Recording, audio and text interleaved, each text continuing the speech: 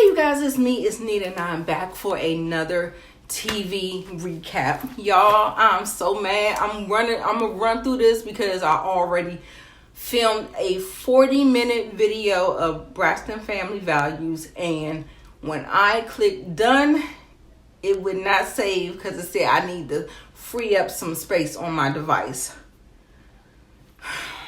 Anyway, this is season 7, episode 3, third time's the charm. Okay, we're full on into this wedding. We're walking down the aisle. Tracy topples over into an artificial tree that is minding its business. The tree is looking at Tracy, and Tracy looking at the tree. We all looking at the tree like, what happened?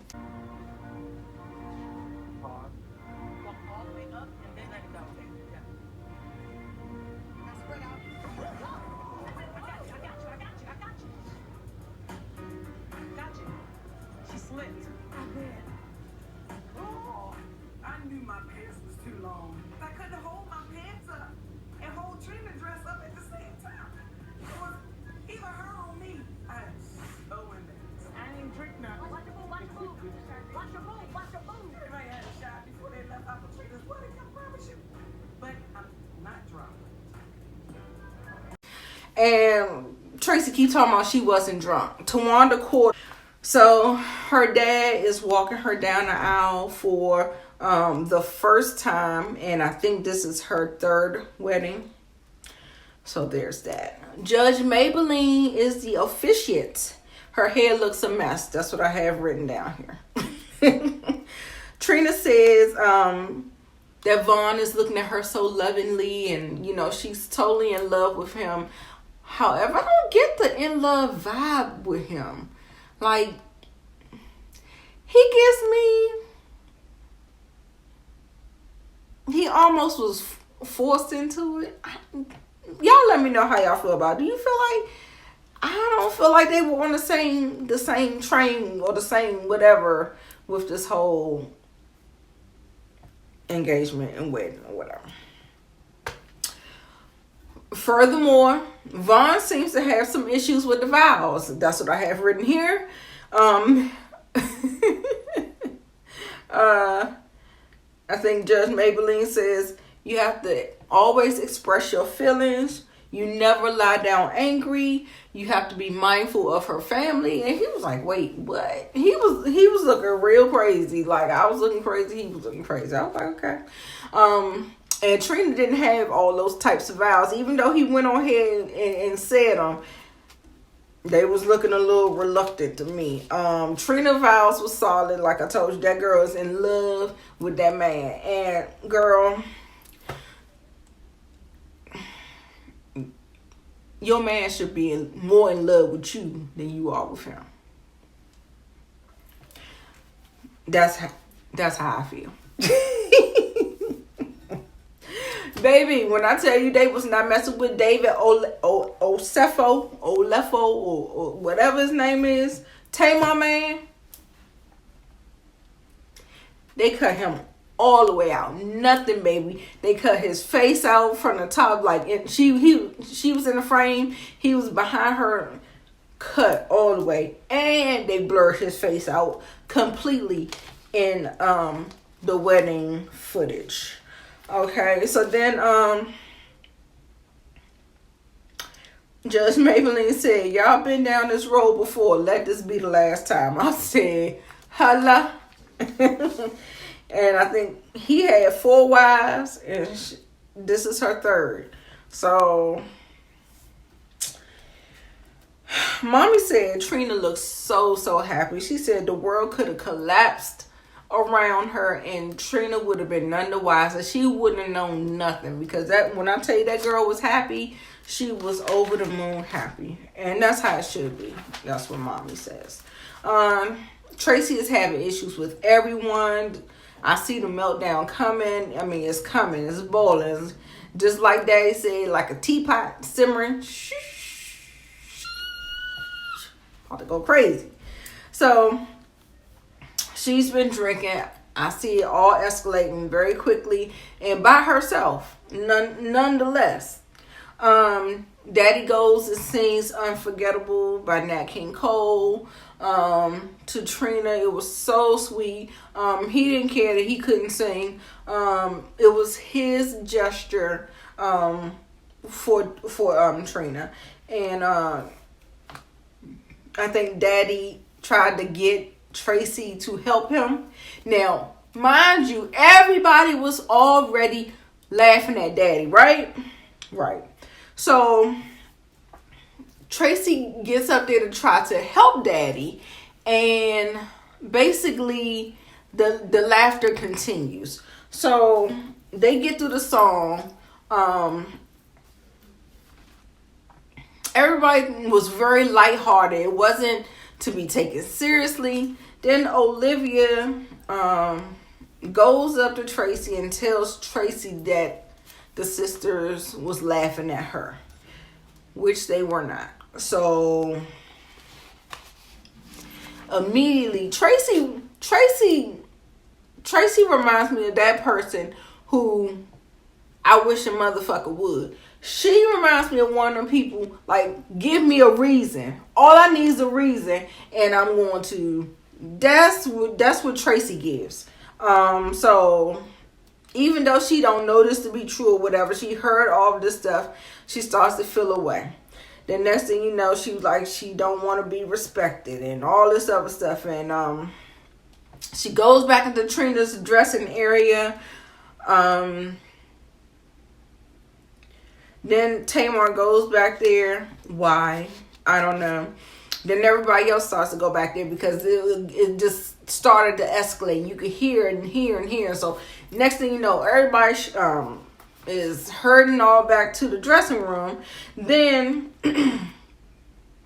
Tracy starts going on talking about, you never loved me, and y'all are so fake, and da da da da da. And then Tony was like, she was mad and shit. She was just like this. Tell Tracy's husband to come get Tracy. I'm not dealing with Tracy. And Tamar kept on saying, not today, not today. I can't say this episode Tamar did not annoy me too much. The big reveal of this $2,800 cake. It was nothing spectacular. It was very boring, but at least it wasn't no damn peacock laying on the ground. So there's that. So Tony was like, time is just too precious, and to be mad all the time. You have to live and you have to love. And yeah, so what Trina was doing, she was living and loving. She was extremely happy. And she talking about she wanted to sneak, so they did the first dance and all this other stuff. She was talking about she wanted to sneak off and consummate the wedding. I was like, girl. Talking about she can't wait to go home and walk around naked in her heels. I was like, okay, go ahead, girl. Trina goes over to Tawanda's house saying she's glad that the wedding is over. Tawanda asked, did she get her money back? Trina was like, the number you have called. I said, oh, they did that to you, girl. I was like, damn. So then they went on over about this whole thing that happened at the wedding, and so Tawanda was giving her details of what was going on. Said Miss Wanda took up for them and said they weren't laughing at them. Olivia said that they were laughing at her. Then Trina says she knows that Tracy's a little sensitive about her vocals. Of course, because you're compared to, famous superstars in the family, BRAXTON, like Tony and Tamar and stuff like that. She was like, she understands where Tracy is coming from. Most of them can dish it out, but they can't take it. She was saying that Tracy feelings are valid and stuff like that. It's just mostly Tracy's approach whenever handling a situation. Okay, so the next episode, Mikey and Daddy gets together. They invite Tracy to kind of like have a decompress and talk to about what was her grievance, what was going on at the wedding, and all this other stuff. So Daddy expresses that he is worried about Tracy. And he was saying in his confessional that after the divorce, Tracy was the only daughter that stayed in touch with him afterwards and saying that, you know, you're still my daddy and stuff like that. And so he was saying that Tracy internalizes so much. She keeps stuff festering and festering and festering. She's like a teapot waiting to explode. And I said, yes, exactly. So Mikey asked that, you know, he hadn't been talking to her. You know, at first they was talking, you know, at least twice a week, and now they just haven't been talking at all. And you know, she was just saying it's been hard. You know, she was like, you know, he's grieving, I'm grieving, I'm trying to be strong for him, but I can't be that because she was like, she's just not in a place, she's not there. You know, she needs support as well. But I thought they were supporting each other, but maybe not. But anyway, they're talking about, you know, Mikey, he always seems like he has a level head on his shoulder. Now, them sisters, not so much. But he's been coming along with his grieving process. He was like, he appreciates the 25 years that the Lord did give with her. And I felt like Daddy started to project the loss of Lauren onto the resentment, into the resentment with the sisters. When I feel like those are two different entities, two different separate things. Like, what we're not going to do is like try to use the passing of Lauren to justify her bad behavior. No, we're not going to do that. So I wish that wasn't ever compounded together, because I don't think one has to do with the other. Is it just me? Y'all get down in the comments, y'all let me know, because I didn't like how they did that. Anyway, Daddy wants her to talk to a therapist. That's the best thing. That's the best thing Daddy could have said. Talk to a therapist. And because, of course, we're talking about men, we're talking about my brother and my father, she's going to accept the information. And that's the first thing she does, is try to talk to a therapist. So, the next scene, Tony goes back about this video shoot. She's still looking a mess. But the coronavirus is now here. Tamar comes back. Tony tells us because she has lupus, she's nervous about it because of the underlying condition that she has. She said, but she's going to try to be careful. They was trying to be cautious and all this other stuff. But anyway, they also talked about, you know, about the lockdown and everybody going to get everything you need, stocking up. She talking about she spent $1,000 on liquor and stuff because she needed the liquor. So then the next scene is Dr. Cutts and Tracy. Kudos to Tracy for finding a black female therapist. Kudos. And she seems very grounded and down to earth, very level-headed, compared to Tracy, and I like that about that. She's talking about the grief, and she's talking about the resentment that she's had with the girls and how she feels with the girls. What she said, antagonized, belittled, and disrespected. So that's how she feels. So she's talking about it, and you know, pretty much she starts imitating Tamar, and she basically said she put her hands on Tamar. She ended up blacking out. She couldn't remember like half of what happened and all that stuff. And she always feels like she's to blame for everything. And, you know, she's always the wrong one. She feels seen and not heard. And that's always been a dynamic in their family. And then we actually played some footage that shows how the sisters have said things that were hurtful to Tracy, but it doesn't really seem to substantiate the feelings that Tracy was explaining, if that makes any sense.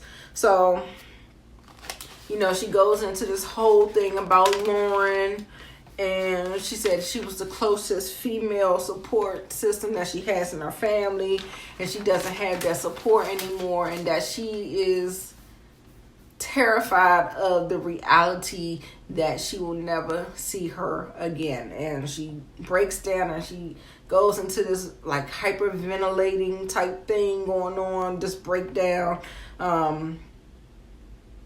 She don't want to let her go, and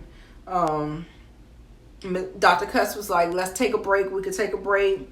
And she started breaking down, and she was like, she feels so cold, and she says she feels discombobulated. And so Dr. Cuts is walking her through these coping techniques, breathing, posturing. Then she finally gives her a hug, offers her some tea because she said she was cold. But I think she just kind of feels empty, empty. I think that cold, empty, that kind of, that expression. I think that's where she was going with that. But she gave her some tea to warm her up, and then she gave her some hugs. And, Tracy said therapy feels like walking through fire. It is. It's a lot to do the work. We have been so damaged by people, parents, sisters, siblings, boyfriends, girlfriends. We've been so damaged, and you have to do the work to keep on trying to, just do the work. Because at the end of the day, just because you've been hurt, it doesn't give you license to hurt other people. And I think what Tracy is doing, she keeps trying to hurt her sisters because she was hurt, because she was left behind. But that was your consequence. That was the consequence, the reality that you had chosen. You chose to have your child. You chose not to do this and not to do that. And I think you want your sisters to feel as bad as you do about it. And I think that's why you keep on trying to inflict all of that or something. I don't know. It's something weird about it. Like, I see the connections. The connections is there, but, she really needs to work through that. And I think Dr. Cuss can help her. And I think she needs to go twice a week, baby. Not once every blue moon. You got to do the work. So the next episode, they flash all the headlines of C19, Tony and Tamar on a Zoom, the new normal, where we're talking about quarantine. And Tamar is complaining about quarantine with a 6-year-old, about breakfast, lunch, and dinner, and 3 snacks, being a teacher, mother, everything. So I thought that was funny, super relatable. And like I said, Tamar ain't get on my nerves this episode like she normally do. Okay, so mommy is staying with Trina and Vaughn. They have an in-law suite in their home.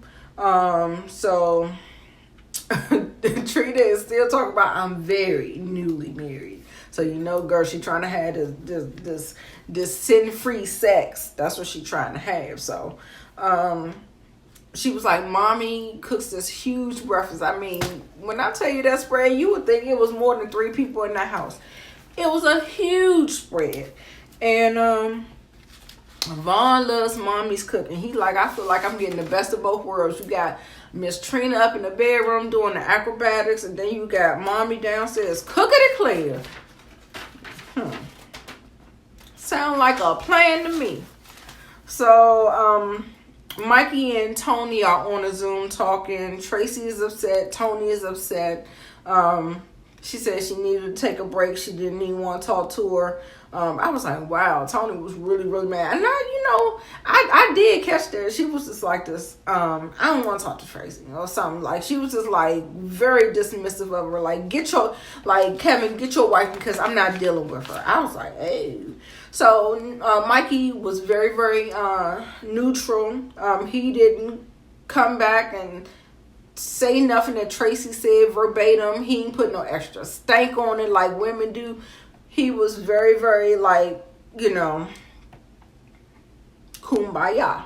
So, he was saying that she's going to therapy. And Tony was like, I'm relieved because she really needs to go to therapy, because it's something like sometimes you can't just talk to people that you're angry with. You have to process your feelings in a different way and come to a resolve and then come back to the group, because her approach and the way that she does it never resolves conflict. So hopefully Tony basically was saying exactly what I was thinking, that, you know, maybe we're doing something that we don't know that we're doing it, and she needs to be able to communicate that to us so that we won't do it anymore.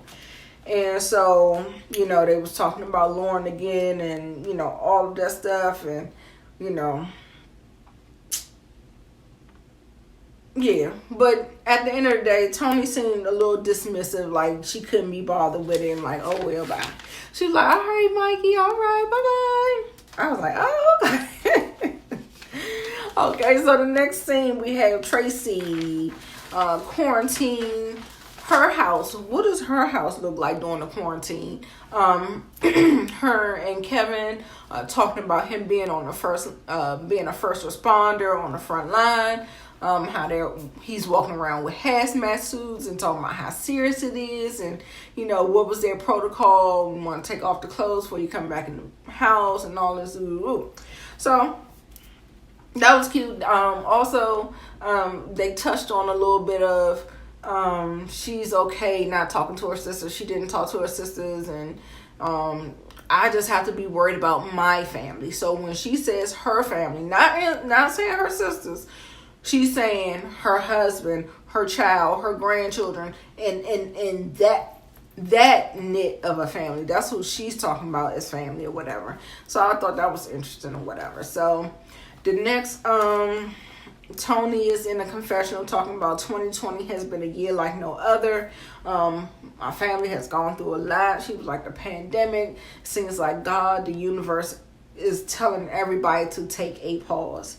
And then it flashes on the screen on the evening of July 15th. Tamar Braxton was rushed to the hospital.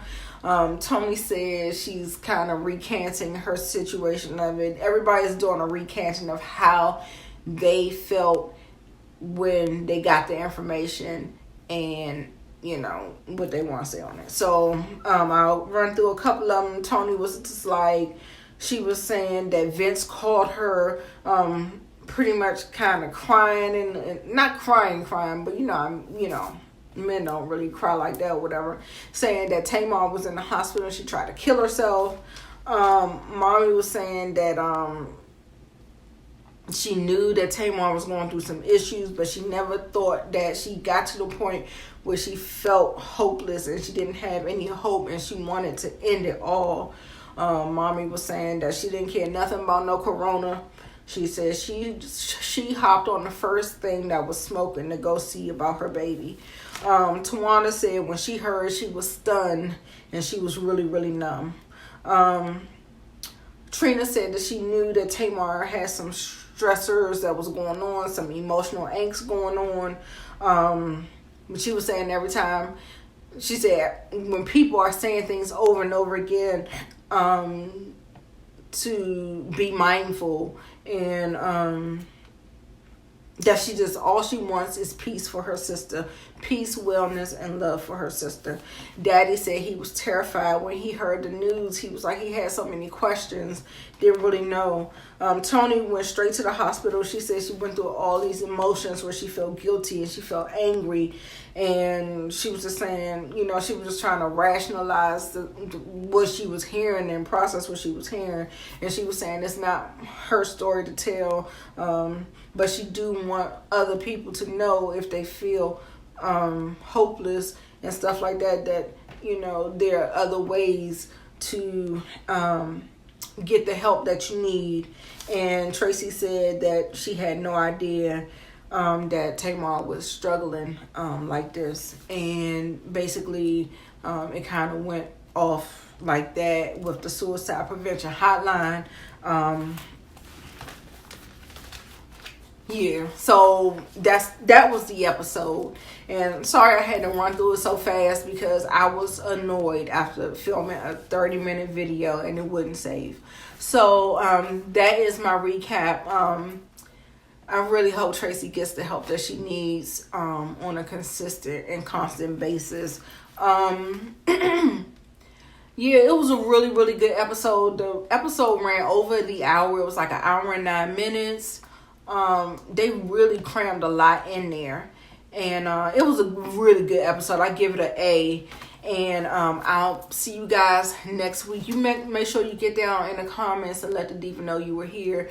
Talk about it. Let's talk about Tracy. Let's talk about